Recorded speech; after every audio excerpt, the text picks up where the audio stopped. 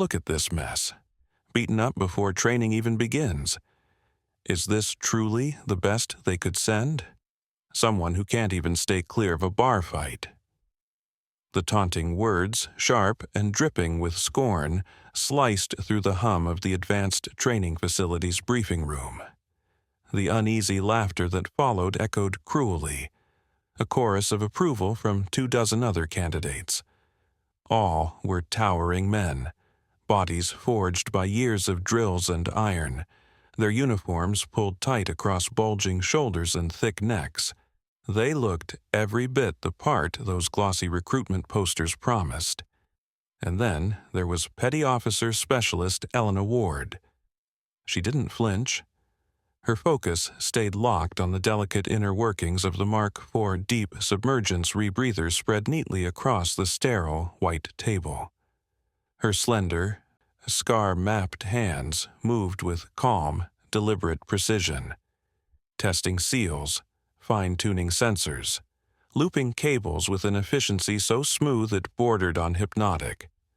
The bruises on her face, a scattered galaxy of purple and yellow across her left cheekbone trailing to her jaw, stood out against pale skin, yet she seemed utterly indifferent to them, as if they were just passing weather. In the darkened soundproof gallery above, Admiral Grant Mercer studied her posture. The balanced stance, the centered weight, the quiet readiness coiled beneath stillness, and felt a sudden jolt of recognition, like a ghost of memory rising from old shadows.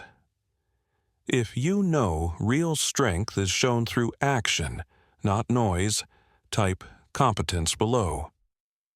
The man who'd mocked her, Commander Reese Dalton, strutted before the lineup like a restless rooster in his own pen. As supervisor of the final selection stage, the gatekeeper for one of the Navy's most secretive deep submergence units, it was his role to expose the weak, the undisciplined, and the unworthy. It was his duty to cut away the weak, the reckless, and the unfit. And in Petty Officer Elena Ward, Commander Reese Dalton thought he'd found the perfect embodiment of everything he loathed, a liability in uniform.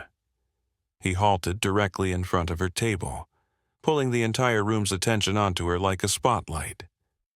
"Petty Officer," he drawled, stretching the title with exaggerated mockery.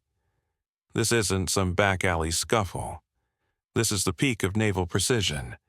We select professionals, people who represent discipline at its absolute highest, on duty and off. Your appearance tells me you're nowhere near that mark." He motioned toward her bruised face with a dismissive wave, eyes narrowing. "What should we take from this? Did a bulkhead win an argument with you? Or does your off-duty behavior show the same lack of control?" The words hung heavy in the air, poisonous with accusation. Around them, boots shuffled, smirks flickered, eyes dropped to the floor, every man silently stepping back, widening the invisible circle that isolated her. Elena's world narrowed to the pool of light across her workbench.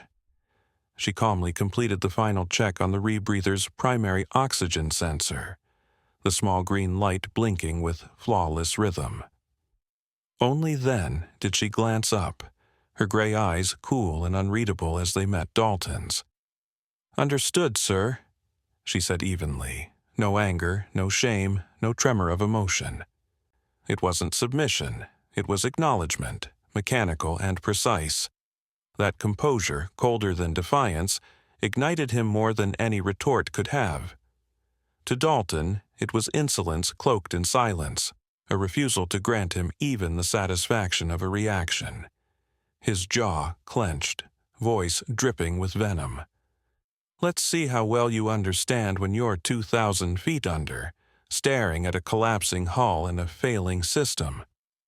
Discipline keeps you alive down there, not this." His contempt swept over her small frame like a final verdict.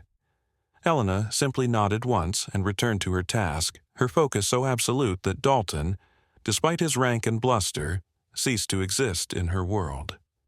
High above in the gallery, Admiral Grant Mercer leaned forward, eyes narrowing with recognition. He'd seen that stillness before, the quiet center of a storm that only the truly dangerous carried. Those who'd walked to the edge of death and returned treated petty arrogance like the buzz of a fly. Deep in his bones, he knew Dalton was making a grave mistake.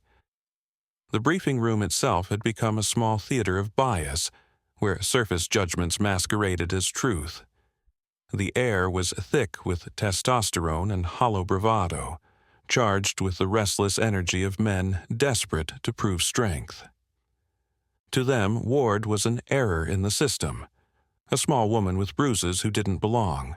They couldn't see the relentless years carved into her muscle memory, or the encyclopedic mastery of emergency protocols hidden behind those calm, gray eyes.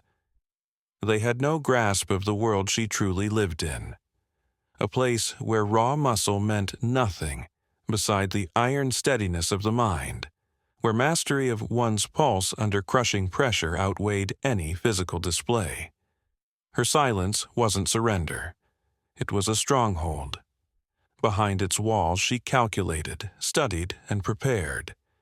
Every insult, every sideways glance was catalogued and dismissed as meaningless noise. Her goal wasn't to impress them. It was to conquer the simulation. The rest was interference, static to be filtered out. The real test wasn't Commander Reese Dalton's voice or his petty barbs. It was the deep itself, an unfeeling realm that cared nothing for pride or rank. That was the adversary she respected, the one she was already bracing to meet. When the exercise began, the heavy hatch of the immersion tank slammed shut with a metallic thud, followed by the hiss of pressurized air that dropped the four-person team into a world of darkness and crushing silence. They were sealed inside a mock-up of the Navy's latest deep-sea craft, the Aquila, resting in simulation 2,000 feet beneath the surface. Beyond the thick viewport stretched only a solid curtain of black. Commander Dalton sat above in the control room, surrounded by blinking consoles and shifting light. A petty deity perched on his throne of monitors, watching every biometric feed with smug amusement. "All right, team." His voice crackled through the comms, forced calm in his tone. "Run standard diagnostics and report status." The three male candidates worked quickly but nervously, their chatter a half-beat too fast as they moved through their checklists. Elena Ward said nothing. Her movements were steady, smooth, deliberate, hands gliding across her console like she'd done this 1,000 times before. In the observation room, Dalton leaned toward a technician with a smirk. "Watch this," he muttered. "Let's see how our little brawler does under real pressure." His fingers danced across the master controls. In an instant, the lights in the submersible flickered, then vanished. Red strobes burst to life, flooding the cramped interior in a hellish pulse. A mechanical voice, calm and detached, announced, "Warning, cascading system failure. Hull integrity at 70%. Reactor coolant leak detected." The entire structure groaned as the simulation's transducers kicked in, vibrating the chamber with deep, guttural resonance. It felt disturbingly real. On the monitors above, biometric lines for the three men spiked hard, heart rates climbing past 160, breath quickening into panic. "What's happening? I lost primary power," one shouted, voice cracking through the comm. "Comms are dead. I can't get a signal from engineering," another candidate yelled, panic tightening his voice. Commander Reese Dalton leaned back in his chair, a smug grin tugging at his mouth. This was the first filter. The pure chaos meant to crush the unprepared. He stared at Elena Ward's vitals, waiting for the spike, for some tremor to break her calm, but nothing changed. Her pulse held steady at 72 beats per minute. Her breathing stayed deep, measured, unshaken. On her helmet feed, she hadn't even flinched. She moved with cold precision, fingers gliding across her console, bypassing burnt circuits and rerouting auxiliary systems with impossible grace. She wasn't panicking. She was hunting. The simulation ramped up. A mock explosion thundered through the submersible, the impact so convincing it startled the techs in the control room. On the screens, the helmet cams of the three men went wild, chaotic flashes of spinning metal and frantic motion. Then 2 feeds cut to black. "Man down, I think Hughes is out cold," the last operator gasped, voice cracking into near hysteria. I can't see." His biosignature flatlined, marking a simulated death. Within 3 minutes, the entire team was officially gone. Dalton sighed, performing disappointment like an actor on cue.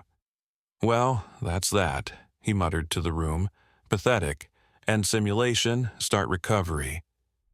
He was already crafting the damning report in his head, one that would end all 4 candidates' careers. But a young technician froze, finger trembling as he pointed to the main display. "Sir, look." Dalton turned sharply, irritation in his tone. "Look at what, Ensign? It's over." But it wasn't. Amid the sea of red flat lines, one signal still pulsed, steady and green. Ward's.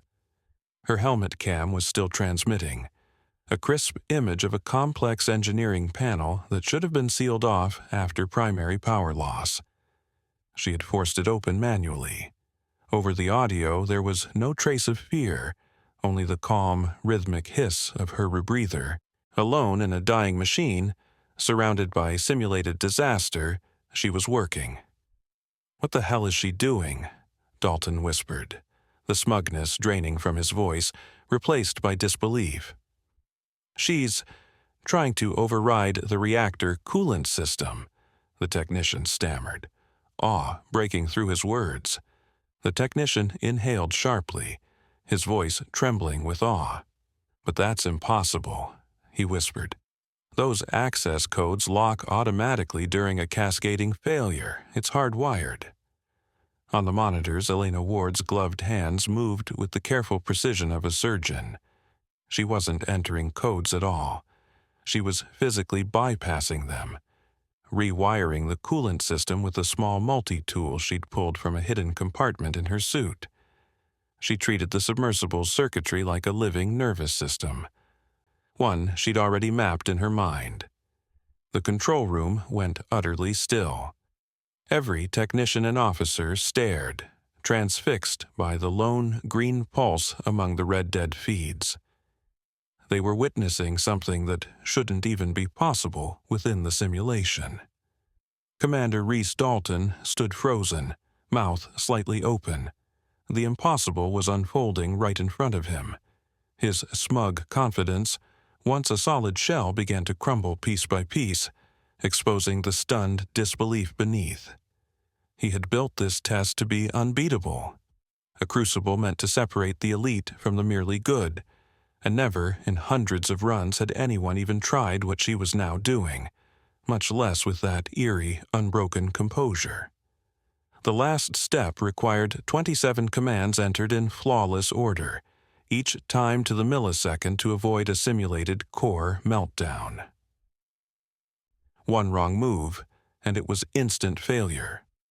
Her hands blurred across the controls, precise and sure, and the schematic on the main screen came alive with a rising cascade of green indicators. Then, with one final press, everything stopped. The red strobes died, the deep mechanical groan faded. Darkness swallowed the chamber for a single heartbeat. Then the soft white cabin lights flickered back to life. A calm, synthetic voice filled both the submersible and the control room.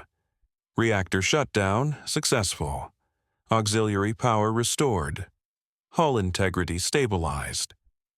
Large green letters confirmed it on the main display. The silence that followed was heavier than sound itself, a vacuum filled with disbelief. Into that silence came movement, The observation gallery door hissed open, and Admiral Grant Mercer descended the short stairway with the quiet weight of command. His weathered face betrayed nothing as his eyes swept over the frozen scene. The technicians and officers instinctively snapped to attention, training overriding shock. Dalton, though, couldn't move. His eyes stayed locked on the glowing success message, as if sheer denial could make it vanish. He looked like a man watching physics rewrite itself. Admiral Mercer ignored him entirely. He walked past the command chair, his footsteps echoing faintly, and stopped beside the young technician who had first noticed Ward's signal. "Son," the Admiral's voice was a low, gravel-edged rumble. "Pull up the full unredacted file on Petty Officer Specialist Elena Ward. Security override, Mercer, Gamma 27. The technician's hands fumbled across the keys, shaking slightly. A moment later, her personnel file filled the screen. Not the single sanitized page Dalton had seen earlier, but a dense dossier full of blacked-out lines, cryptic operation names, and citations so staggering they drew audible gasps from around the room. Admiral Grant Mercer turned toward the stunned room, his expression hard as forged steel. He let the file stay open on the main screen, giving everyone time to read, to let the unthinkable truth settle like a weight in their chests. When he finally spoke, his voice was low, but carried through the control room with absolute authority, each word sharp as a command blade. "Unit, Naval Special Warfare Development Group, Viper Unit," he read aloud, his gaze locked on Commander Reese Dalton. "For those unfamiliar, that unit doesn't officially exist. It's a ghost division, sent where no one else can go, handling what no one else can fix." He paused, the silence thick as pressure at depth. "Primary specialty, deep submergent salvage and explosive ordnance disposal. Secondary, covert technical operations and systems exploitation." He gestured toward the simulator display. "She didn't just pass your test, Commander. She co-wrote the failure protocol's source code. The same scenario you ran today. She designed it 2 years ago." A ripple of disbelief swept through the control room. Dalton's color drained from red to ash and gray, but Mercer wasn't done. He pointed to the string of blacked-out operations listed across the screen. Operation Night Serpent, Operation Abyssal Trident, Skeldar Abyss Operation. To you, those are names on a page.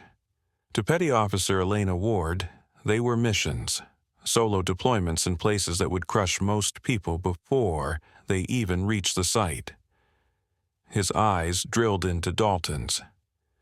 "You asked about her face, Commander." His tone dropped to a lethal whisper that carried more power than any shout. "Those bruises were earned 3 days ago during her recertification for the new Orion-class combat dive suit. The test requires full-contact sparring against 3 Tier 1 operators. The objective isn't to win. It's to endure 6 hours and remain combat effective. She put 2 of them in the infirmary, broken ribs and a dislocated shoulder, and she passed. Those marks you mocked are not a lack of discipline. They're proof of a resilience and grit you can't even comprehend." The words hung in the air like a detonation's echo. Then came the hiss of the immersion tank's hatch. Every head turned as Ward climbed out, water streaming from her suit onto the deck. Her hair was slicked back, her face pale with exhaustion, but her gray eyes were steady and unreadable. She took in the frozen faces, the Admiral, the file on screen, and didn't flinch. She simply stood, waiting. Admiral Mercer pivoted toward her, turning his back on everyone else. What happened next silenced even the hum of the equipment. A man who had commanded fleets, briefed presidents, and hadn't saluted a junior enlisted sailor in 25 years straightened into perfect attention. He raised his hand in a crisp salute, sharp enough to slice the air. "Petty Officer Ward," he said, his voice filled with a reverence that stunned the room into breathless stillness. "On behalf of the United States Navy, thank you. Your performance, as always, exceeds exemplary. Welcome back." For the first time, a flicker passed through Elena's eyes. Not surprise, but acknowledgement. She returned the salute, precise and steady. She mirrored the salute perfectly, her movements crisp, deliberate. "Thank you, Admiral," Elena Ward replied quietly, her tone steady and sincere. Admiral Grant Mercer lowered his hand, turning back to face the room, his eyes now locked on Commander Reese Dalton, who stood trembling under the weight of his own realization. When Mercer spoke again, his voice was flat, cold, and final. "You are a manager of equipment, Commander. You sit in a padded chair and watch screens. Today, you judged a warrior by the scars she earned serving this nation.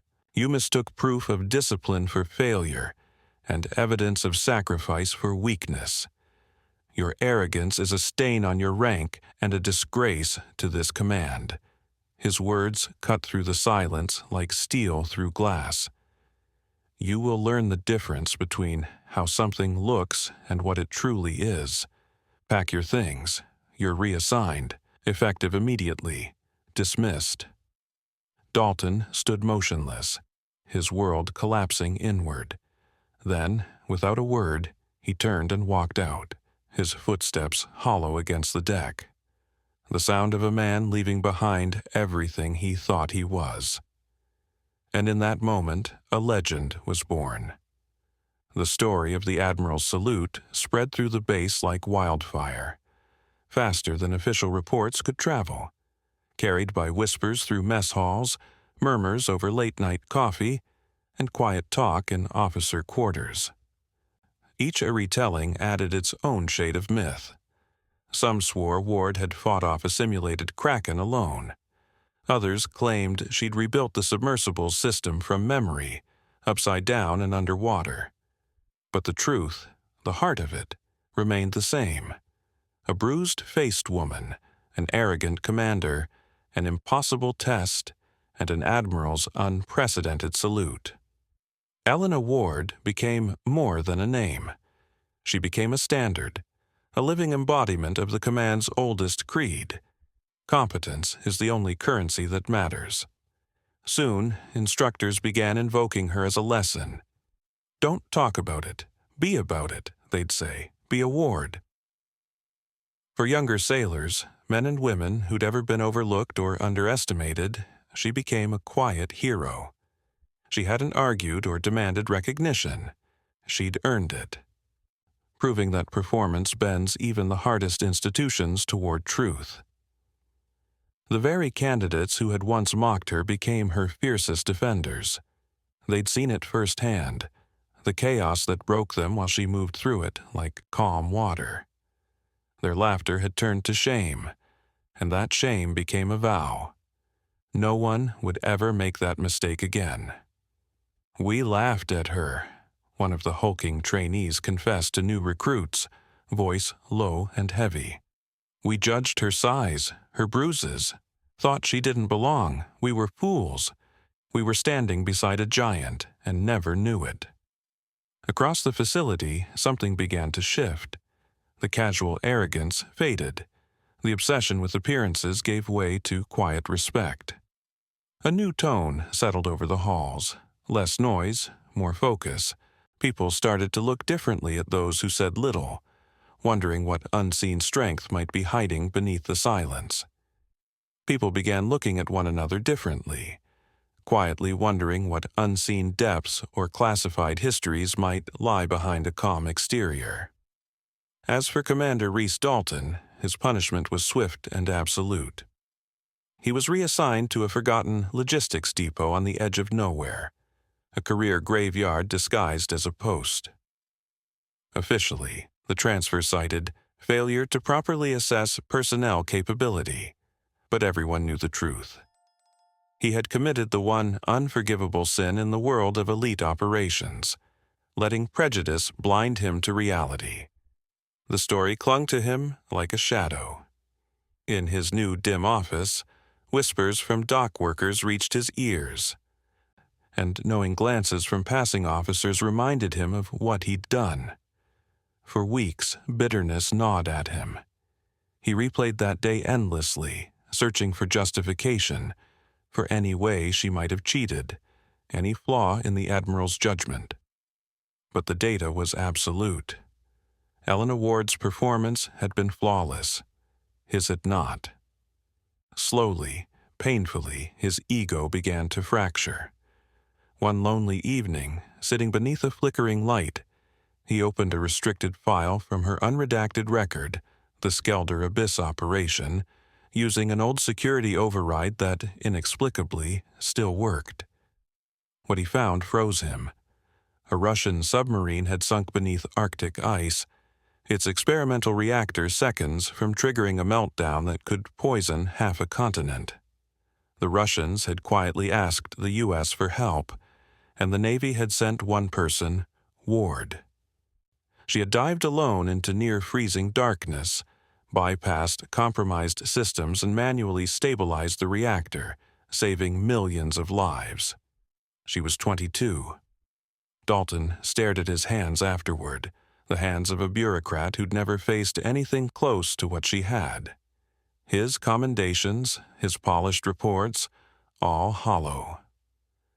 The next morning, he sat down and wrote a letter. Addressed to Petty Officer Ward, care of Admiral Mercer, it contained no excuses, no plea for forgiveness. He simply admitted he had been wrong, that his judgment was unprofessional, his arrogance undeserved, and that her skill was an honor to the Navy. He doubted she'd ever read it.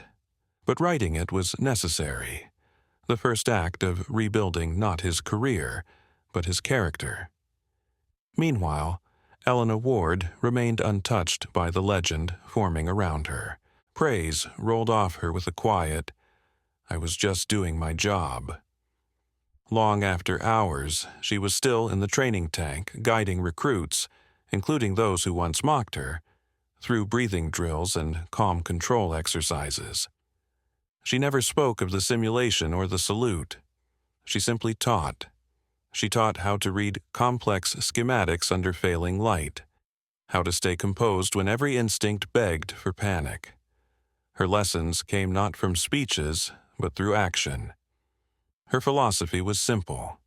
Excellence wasn't an act, it was a habit. In quiet admiration, the technicians in the control room created a small, unofficial tribute. They took the raw data from Elena Ward's historic simulation run, a flawless cascade of code and biometrics, and framed it. Beneath it, they affixed a polished brass plaque. No name, no rank, just 4 words, the standard. It hung there, a silent reminder that assumptions are the enemy of truth, and that true professionalism requires no introduction. A year passed, and the entire culture of the Naval Special Warfare Development Center transformed. The impossible test, now called the Ward Maneuver, had become the final trial, the mark of mastery. It was no longer deemed unbeatable, but remained the gold measure of composure and competence. Few passed, yet every attempt forged stronger operators. The old swagger, the loud bravado, was gone, replaced by quiet respect and a patient professionalism. Instructors began their courses with a new, unofficial creed. You know nothing about the person beside you. Assume they're better, and prove them right. To everyone's surprise, Commander Reese Dalton eventually returned from exile.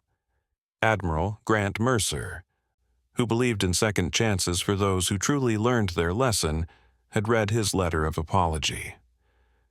Dalton came back changed, quieter, humbler, his sharp arrogance replaced by thoughtful restraint.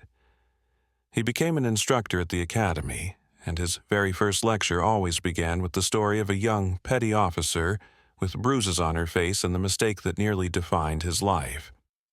He didn't tell it to shame himself, but to arm new recruits against their greatest enemy, their own bias. In time, he became one of the Academy's most respected teachers. As for Elena Ward, she vanished from records.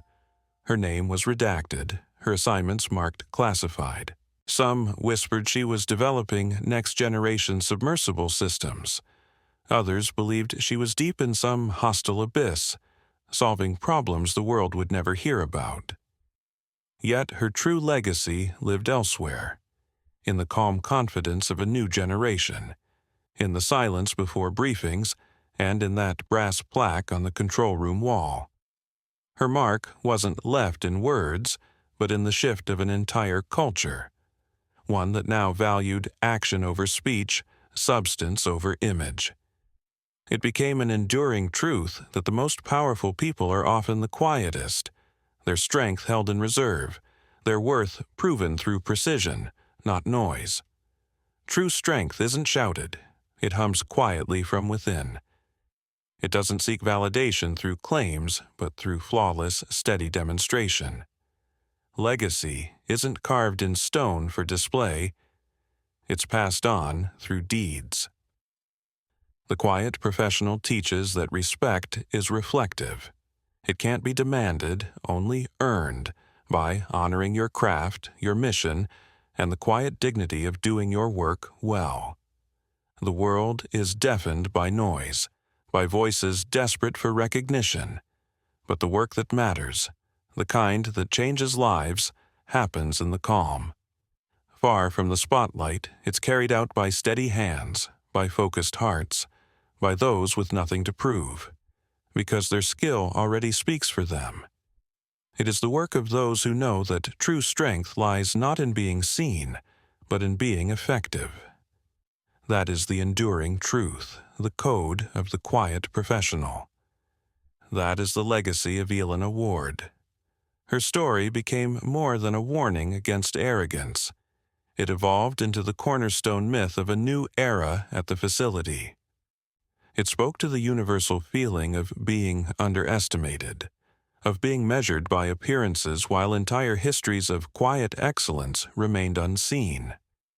It championed the simple, relentless truth that the world ultimately bends to demonstrate its skill, that reality itself rewards competence. The universe has its own balance. It always lets truth rise, ensuring that real worth, no matter how silent, eventually finds its light. The ripples of her actions kept spreading. The 2 Tier 1 operators she'd hospitalized during the Orion suit certification became her most vocal defenders within Special Operations Command, telling anyone who'd listen that she was the most formidable combatant, pound for pound, they had ever faced. Their testimony reshaped training doctrine across the board.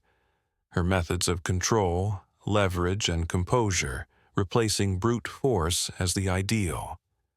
She redefined what it meant to be a warrior, not through speeches, but through undeniable fact. Her final victory was the quietest of all. Years later, when a new deep-sea training complex was commissioned, Admiral Grant Mercer, in his final act before retirement, was given the honor of naming it. He didn't choose a hero from history or a famous battle. Standing before a sea of officers and dignitaries, he simply said, "We dedicate this facility as the Ward Center for Operational Mastery. May we all strive to meet her standard." It was the ultimate acknowledgement, a permanent engraving of her quiet excellence into the very bones of the institution she had elevated. For more stories where silent mastery triumphs over arrogance, where calm precision outlasts empty pride, subscribe to Major Tom's Tales. Peace